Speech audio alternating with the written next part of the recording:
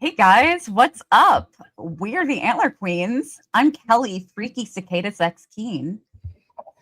I'm Jazz, my chemical hatred of Randall shamanic. Who doesn't have a chemical hatred of Randall? I guess the I was cicadas. really trying to come up with an emo band that I could put Ethan's name into because he's so emo in this episode. But that brought me to My Chemical Romance, and I was like, I can make that work. Yes. I like it. We are without Dawn today. We're trying to crank these out as fast as possible, and our schedules don't really line up. So we're having trouble getting all three of us together. We live in some vastly different time zones. Yeah. Yeah, and some of us are available at the only during day, some only at night. It's been difficult, but we're getting through it. We are let's just jump in. Let's just jump right in to who is your MVP for this episode? It's probably not a surprise to anyone, but it's Boyd. Boyd kicked butt. It's the same. No, actually, I have a different one for 10, but I could give it to him for 10 too. So much happens in this episode. I remember thinking that the dreams and the three people and everything really like came out of left field and was not where it didn't seem where the season was going originally, but man, do I really love the way it worked out on the watch through. Like, it's a big swing that they take right at the end of the season. And yeah, it really pays off. Boyd's awesome. He gets so much to do. He gets so much heroing and sheriffing and tender grandpaing. It's great. I love these two episodes. Penultimate and finale. Yeah, Boyd's getting my pancakes as well. I mean, I'm sorry, but the guy is just fucking perfect. I mean, he really some questionable things. He does some questionable things sometimes, but he's just he does what needs to be done. Yeah, definitely. And Elgin my son Elgin can have a little tiny stack of pancakes for teaching Tilly how to crochet. I love that. Adorable. I love that he's teaching a sewing circle. I know. During this I love him so much. What a precious gift. He's my son. Nobody be mean to Elgin. Let's go to our top fives. What's your number 5? My number 5 is Bacta coming in clutch at the final hour, knowing the rest of the nursery rhyme. That is still one of the biggest mysteries in the show for me. I am dying to know how her grandmother knew that nursery rhyme that does not exist. It's not like London Bridges or something. Right? It's a song she had. There's a melody to it. They had a little song that it seems like it's been in their family for some time, perhaps. Yeah. And such an interesting twist. It gives Bacta's character more meaning than just standing around going, you can't treat us like this. Yeah. And I'm excited. I'm really excited for that to come out whenever we find out, if we ever find out how that's connected to the story. Yeah. That's my after the Who Threw the Rope. That's my most invested mystery right now. I need her to spend some time with Ethan. Yeah, they do a little bit in season 3, but not much. Yeah, it's Ethan.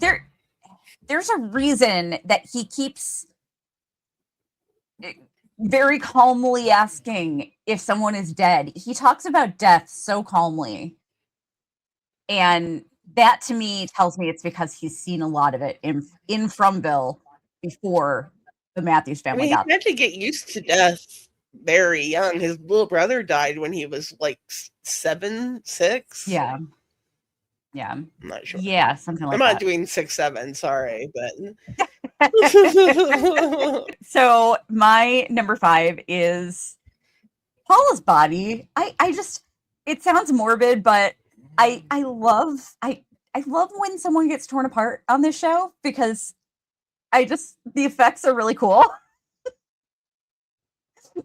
I think the carcasses. That's my number 4. Oh my gosh. That's awesome. I love the carcasses. I think they're so fucking cool looking. They do such a good job on them. Yes. I just want to know what they're doing with the organs. That's all I want to know. Well, I think we do know, but we'll talk about that later. Art department on a film set is my favorite department. Yeah. I love prop building. I love set deck. And I really especially love stuff like this, monster creation, dead body creation. And I titled it Paula's Leftovers. Yeah. The way she's just split, it looks so real. It doesn't look cheap or plasticky. I complained about some of those like dead body models they use now instead of actors. Yeah. And sometimes they're like a little plasticky or not quite so realistic looking, but that looked like something evil crawled up out of the middle of Paula and escaped. It really does look like that. It's wow. 3 cheers to the art department on From. Seriously. And I think they're fun to look at because there's no intestines hanging out. They're just hollow. Like if there was just viscera everywhere and her organs were hanging out and her intestines, that might be a little less interesting. That's gross stuff that I don't need to see. I just think that when the monsters tear somebody apart, the what they leave behind is so cool. Sounds so weird, but it's so cool. I really agree. Yeah. My number 4 is, I already mentioned it, but Elgin teaching Tilly to crochet. I always liked Tilly. Like, I was a little suspicious of her in the very beginning, but even then I still liked her. Tilly was played by actress Deborah Grover. She did a great job. And obviously I love Elgin, but I think I think the two of them are so precious together in their scenes. It really feels like Elgin is looking for someone to replace his grandmother, or to not replace, but fill in that role since he, is so close to her. Yeah. And she is not available to him at the moment. Could you imagine being in Fromville and Boyd is your dad, Tabitha's your mom, and Elgin's your brother? It's a pretty good lineup. It would be the most precious family ever. It'd be a little stressful, probably. Yeah. Yeah, we might need to go hang out with Donna every once in a while. The love fest might get a little bit too much. So what's your number 3? Same as yours. The sewing circle. I guess it's a crochet crew is a better term for it.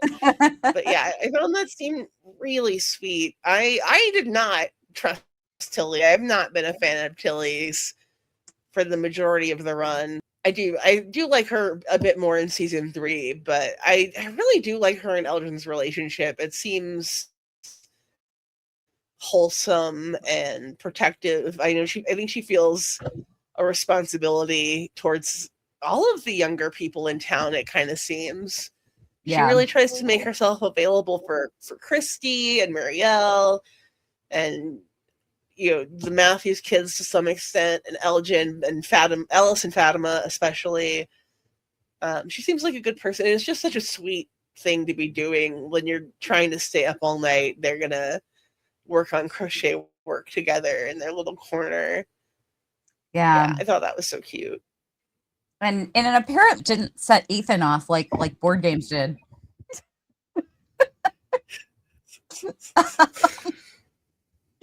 Board games are apparently very triggering for Ethan. Yeah. My number 3. Yeah.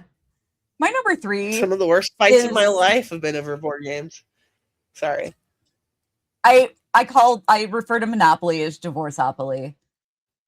I will not play that with my husband anymore. I have had friendships end over categories. Oh my God. I wish I was joking, but I'm not. Holy shit. Over categories? Yeah. Oh my God. That's so funny. Oh. All right. So my number 3 is Boyd once again beautifully putting Randall in his place and him just being like, yes, sir. Yeah. I love it. I love watching him put Randall God, in his Randall, place. I fucking love it, man. yeah. Randall knows he bites off more. He knows that he bites off more than he can chew when it comes to Boyd. And he's not about to go tying Boyd up to a tree. That's for damn sure. No, exactly. You know, I do want to say something about Randall that I forgot to mention in, I don't know if it was the last episode or the one before, but something I found interesting. He's got a line about his ex-girlfriends. And it was something like, if they really want to break people, I've got some ex-girlfriends that they could hire. And it's interesting to me for a character that's so angry and you know, and just Randall-ish to refer to his ex-girlfriends as breaking him. Yeah. It's kind of interesting. Why does he get mistreated in relationships so much? You would think if anything, he would be the one doing. Yeah. You would think if anything, he'd be the one doing the mistreating. He seems like the type of guy to call every ex-girlfriend crazy. So that's not something that somebody like Randall I would expect to admit to, you know? Like, my ex-girlfriends all broke me. Like, I would not. It's just a very interesting thing. He's an interesting character for sure. But what's your number 2? My number 2 was Donna threatening to kill Randall while still tied to the tree. I love that Donna is just 100% Donna all the fucking time. She was like, I may be kidnapped and tied to a tree and helpless, and you have a knife on me right now, but I'm gonna fucking kill you. Yes. She's just, I love her. I've said this like every episode, but Donna's such a badass. I respect and love her so much. One of our fans, Beehive Girl, who I incorrectly shouted out last week, she said we should give Donna forever pancakes. Yeah. Like we have forever box for Randall. And I kind of think that's appropriate. I think, especially for season 2, I mean, all the time, Donna just brings it. So I kind of think she deserves it. I don't know what you think, but I would consider it. I would consider it too, but there are so many incredibly wonderful characters in this show that it's like, yeah, I'd want to give Kenny pancakes. I'd want to give Tabitha pancakes. You know, I'd want to give Jim pancakes. If I can't pick, I just put them all. Yeah. All right. So my number 2 is the way that Fatima just fucking took charge. And like, she was so good at just keeping calm and trying to mitigate the panic and de-escalate. And it just, she really rose to the occasion. Her calming down Reggie, and he was like, you know, no one goes to sleep, and she immediately was like, okay, well, let's do something about that then. That was such a Boyd move, you know? Yeah. That was such a Boyd move. We talked a bit about sorry, go ahead. Oh no, I loved it. I loved watching her do that. Absolutely. We talked a bit about how Ellis is kind of Donna's co-leader or Donna's Kenny, but really it's Fatima. Yeah. Fatima really takes charge of it's the both of them together as a unit. Really, when they're working together is usually when things are at their best, and yeah, they both stepped up. But yeah, Fatima really took control of that situation. It was very. I love Fatima. She gets way too much hate in the fandom, and I don't get it. She's one of my favorite characters. Oh my gosh, really? yeah. I So did not much realize hate. that. It's a bummer, yeah. Fatima and I Tabitha both, and Julie, but that's more under. I don't think it's deserved, but I expect it more from a teenage girl character. Yeah. I see a lot of Ellis hate, but it's Yeah, all Ellis for the too. same reason. It's all for the same reason though. Mm-hmm. Why are they not giving him anything to do? Yeah. With Tabitha though, oh my god. There's so much racism. Yeah, it's mostly racism. Yeah. It drives me crazy people saying that she can't act. She's an Oscar nominated actress. She's a great actress. Yeah. I'm sorry you don't like listening to people with accents. Right? Get over it. But yeah, I'm surprised. Yeah, I haven't really seen If that. you've never seen Maria Full of Grace, it's an amazing movie. It's an amazing. Catalina is brilliant in it. The only other thing I've seen her in is Barbarians, and she was great in that. And she's got a line about she's basically the lead. She plays the female lead in Barbarians, and she's got a great line about Donald Trump having the face of a rapist. Ooh. No lies detected. Yeah, exactly. And interestingly enough, she plays an artist, much like her past life as Miranda. Interesting. I didn't know that. By the way, guys, we've got a little bit of a lag here. So if it seems like we're reacting to each other a little slowly or talking over each other, that's why. I'm not sure what's going on, but hopefully it'll get fixed. My number one, and it's really small, but the series of expressions that goes over Boyd's face when he hears that Fatima's pregnant. I know that I go on and on and on about what a great actor Harold Perrineau is, but that moment is so heavy. He experiences so many things and communicates them all to the audience without any words. He's elated, he's terrified, he's proud, he's distraught, he's stressed out, and it all comes through.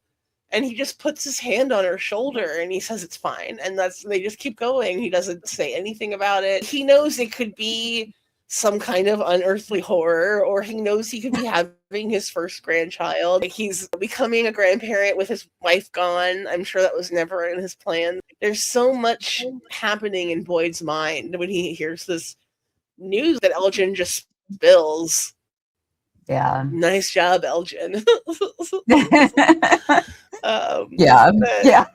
Like he goes through it. He does all like 7 stages of grief and 12 stages of joy. I think I'm just making that up.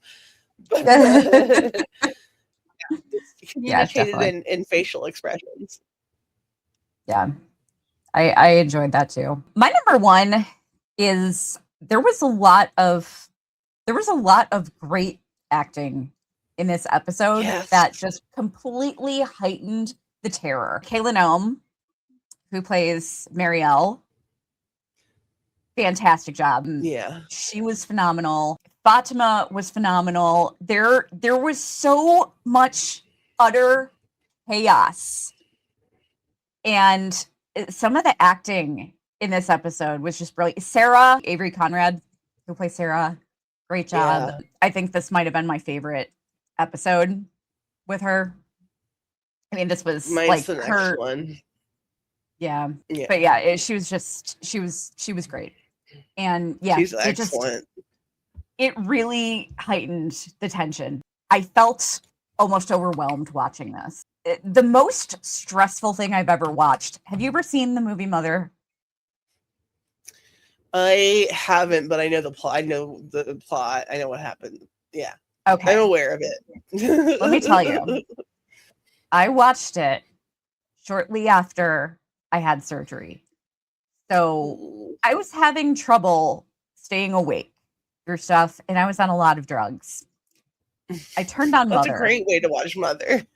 Yeah. Well, I turned on Mother, and I fell asleep, and I woke up during the most chaotic scene I have ever seen on my TV screen. And I thought I was in a nightmare. I was so stressed out. You were. Watching this, I'd never seen anything like it. It was so stressful. And that's kind of how I felt watching this episode. Even during the even rewatching it now, I still feel stressed out watching it. You know? But yeah, and a lot of it is just because of the acting. So good job, guys. Should we move to Should we move to our grapes now? Who are you putting in the box? Reggie. I feel for Reggie. It's a bummer that he lost his partner, his wife. Yeah. Best friend, live-in best friend. I'm not sure what their situation was. I'm assuming it's his wife, but I don't know. Yeah. I know what you mean. he really is he really is Billy on the street. Yes. Oh my gosh.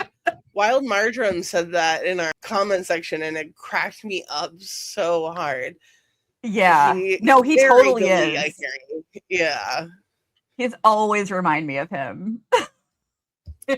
I'll get into it more because it's on my bottom fives too. But yeah, he did not have a great episode.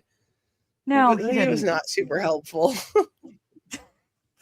No, not at all. I am putting Ghost Abby in the box. Dude, stop fucking with Boyd. Just stop. Go away. Like we don't he doesn't need to keep seeing you. Sorry. No offense to the actress. No offense to Lisa Ryder. I just worry about Boyd's mental health. Yes. And I want Ghost Abby to leave Boyd alone. So Ghost Abby is going in the box. Nothing will happen to her because she's not even real. But I think it's a good choice. Let's go to our bottom fives. What's your number 5? Yeah. Cicadas are fucking disgusting. I hate cicadas. The first time I ever saw cicadas, I was on a cross-country trip from California to West Virginia, and we had a stop in Georgia, I believe, and we got out at the rest stop, and we were walking to the bathroom, and I was like, are these leaves? And it was literally cicada husks knee deep. I was like 14. I wasn't short. But we were, knee deep, walking through dead cicada husks to get to the bathroom, both there and back. And I have never forgotten that in all my life. And seeing the cicadas crawl into Randall's mouth literally made me gag. I hate cicadas. That would be my nightmare that goes into the forest. I'm sure. Oh, man. By the way, super excited. This just reminded me because I was so worried about cicadas. I think it was like last year or the year before. I can't remember. Because I have a very, very, very young peach tree in the backyard, and I was so worried about it. I'm like, I'd always wanted a peach tree, always.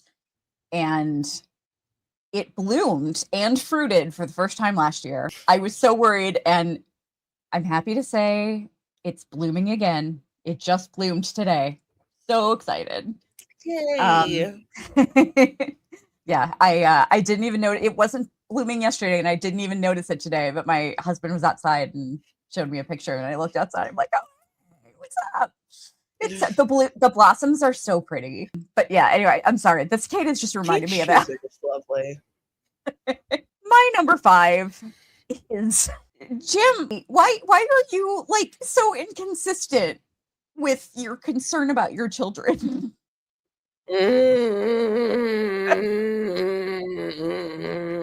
Like, why are you willing to put everybody at risk? Yeah, now you need to go home? Right now? Right this minute? How are you gonna get there? Yeah. You're gonna get eaten along the way too? What the absolute fuck? He's a dumbass. Yeah. Jim is a dumbass. That's your number 5? Yep. What's your number 4? I had that as my number 1, but I'm going to bring it down to my number 4 just for time. Yeah. Yeah. You're going to just decide to walk out in the middle of the night. Who are you, Ethan? You're a grown-ass man. You already made the decision to put your family at jeopardy and stay out in the woods. You made that decision. They're not expecting you to come back home. And you're going to jeopardize not only everyone in Colony House by opening the door, but also your entire family when you have to open the door to get in that house. Yep. What the fuck's wrong with you, Jim? The same thing that's wrong with you in every episode, I guess, but fix it. He's some kind of moron. He really that's all it is. His selective concern. Oh, I've got to get home to my family. Why now? Yeah. Why not when you and Randall were out in the woods torturing women? Right? You're concerned about it then. He picks the worst times to care about his family. He really does. Now everyone's looking, so he's got to pretend that he's worried. Yeah. I'm sorry. I know Jim cares about his family, but it's just Yeah. Wasn't that important to you when you decided to go on this mission? Right? Yeah. My number 4 is, I talked about this as a positive because I thought it was really well done, but it's also on my list of bottoms. The fucking stress. I wanted to scream when Christy was freaking out and Boyd was trying to calm her down and those people came up and they were peeking in the doorway. I wanted to scream at them. I would have screamed and slammed the door in their face. It was just such a fucking stressful situation. Like, what the fuck, man? Intense. Yeah. What an awful situation. Of all the times to be in withdrawal. Poor Marielle. Seriously. Of course, it's a situation where no one's going to believe that she's seeing cicadas, that the town is giving her cicadas crawling all over her. My number 3 is Reggie's Katharine Hepburn-ass performance that he gives at Colony House. He's like, yes. We're all good. Like early Judy Garland. We're all gonna die. I love you. Don't you understand? Listen to me, please. Sir, ma'am, we're in danger. It was just so much. It was so over the top. I was like, way to chill everyone out, Reggie. I guess you're helping people stay awake. I guess that's a positive. They're like ringing the bell, like, we're all gonna die. It's just, oh my God.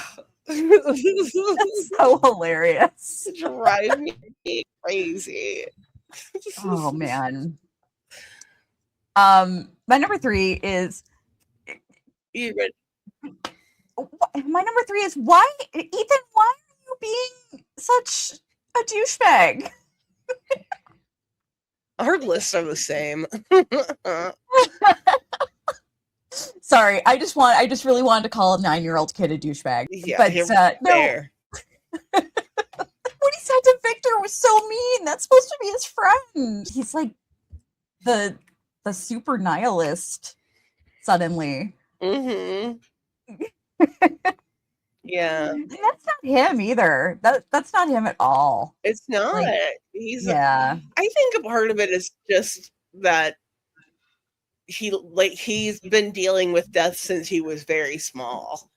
And he's just prepared. He understands that everyone's going to die, especially in this place they are in now where everyone's going to die more quickly than they probably would have out of this place. And it's just weighing a lot on his little psyche. But I put the same thing. My number 2 is Ethan's email ass being mean about Victor's mom. I know. How are you gonna be like, did your mom turn out the way she wanted it to, Victor? Like, damn, bro. Yeah. That was dark. I know. What a thing to say. I know. To your best friend? Seriously. It's crazy. He had some sass on it. Yeah. No kidding. My number 2 is it's hard to rewatch this episode and see Marielle screaming at Christy the way she was, because I mean, we understand that she's going through withdrawal and something else entirely that's completely horrific is happening to her. So it's not that, it's just, it's hard to watch because a lot of people did not like her character in season 2, myself included, and we were sensitive, and a lot of people that didn't like her were sensitive about the fact that she's a recovering drug addict, but we still couldn't really put our finger on why we didn't like her. I think it was just because she brought a lot of stress, and everybody was like really attached to Kenny and Christy. Yes, that's the main reason. Yeah. I love Marielle now. I think she's such a great character. She's so sweet, and I really like her and Christy together. So it's hard to watch because I don't like to be taken back to the days where you I spend the Marielle. whole first season wanting Kenny and Christy to get together. Yeah. And then the moment they finally get together is when Marielle shows up, and it's hard. It's hard on the fan base. Like, you've been rooting these people on for so long, and it's obviously hard on both Kenny and Christy. Yeah. I struggled liking Marielle too, but I've really grown to care about her a lot as we've gone through the series. Yeah.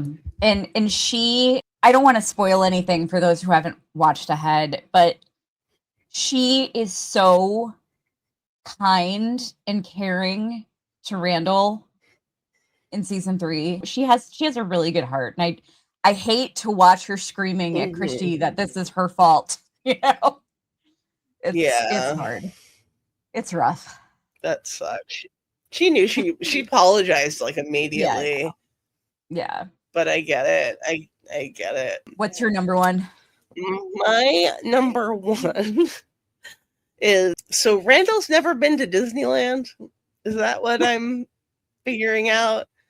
Because have you ever seen an animatronic human that looked like an actual person? Because they don't exist.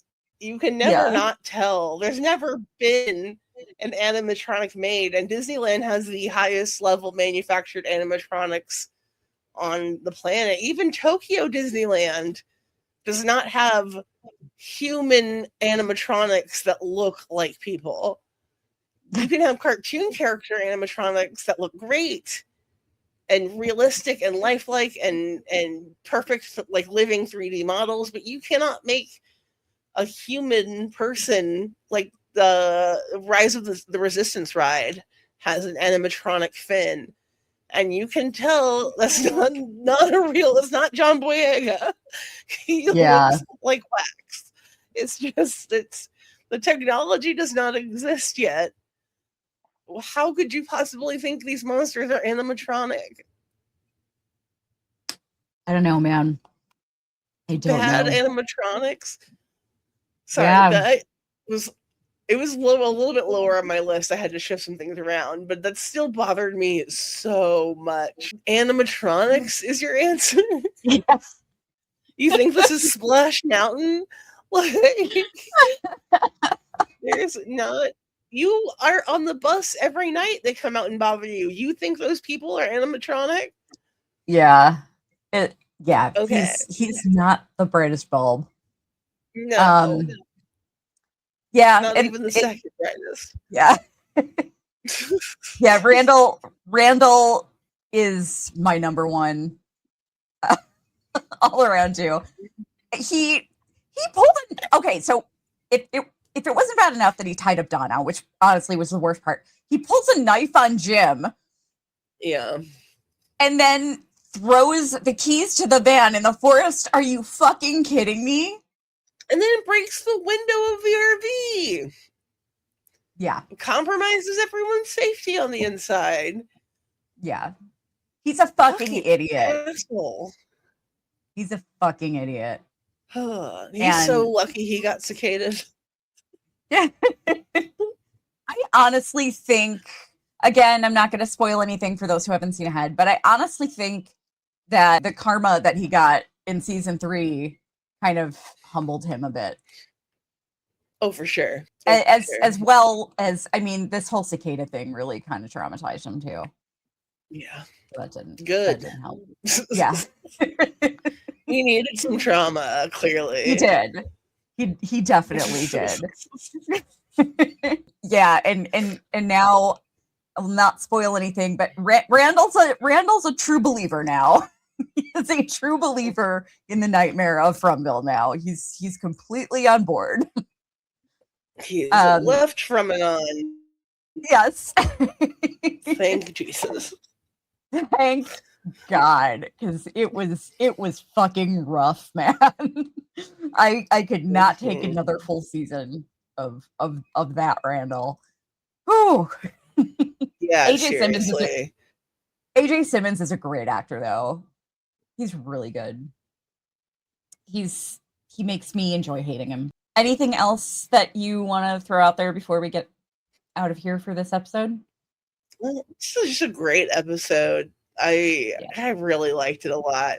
It's been a while since I've watched season 2, and it's so good. And this swing in direction they take it over these last 2 episodes is so great. I love this show. I can't wait for season 4. It's gonna be a fun season. Yeah, I agree. I do want to ask you. So I'm thinking about Marielle's comment when they brought her into that room, and she was like, "Is this the freaky sex room?" Do you think there is actually a freaky sex room in Colony House, or is it just all of Colony House? All the rooms in the freaky sex room in Colony House. It's all of them. It's funny to me that she asked that though. I had to wonder. I had to wonder if she was just kidding or if somebody actually said something to her about there being a freaky sex room. I don't know. Probably both. Yeah. That's one thing I can never understand about Colony House is how there are always people sleeping on all the floors and couches and chairs, but there's always an empty room available when someone comes by. Yeah. Do people just not live in the bedrooms? Do people not want the bedrooms? Because it seems like Dale has his own room. Donna has her own room. Ellis and Fatima have a room, and then the rest of the rooms are empty. It's just available for. They don't seem to have anyone's possessions in them. Yeah, I know. It's very strange. Yeah, I mean, I think I'm assuming that newcomers always sleep on the floor with everybody. I absolutely would. I would want to be sleeping with people, but I might want to share a bed with a few people, you know? I mean, in that kind of situation, you have to be open to sharing beds with people. But I wouldn't want to sleep alone. Yeah, no, not in Fromville. Yeah, just don't put me on the floor. Like, put me in a bed with a couple other people or something, you know? We can all cram in. Yeah. We can do 3 at the top and 3 at the bottom. I'll sleep with someone's feet in my face. I don't care. Doing the Charlie the Chocolate Factory's grandparents. Yeah. Sleep situation. Yeah, exactly. Yeah. One long bed with 8 senior citizens in it. I just need anybody who has their feet in my face. I just need them to have socks on. Otherwise, I'd rather go sleep with the monsters.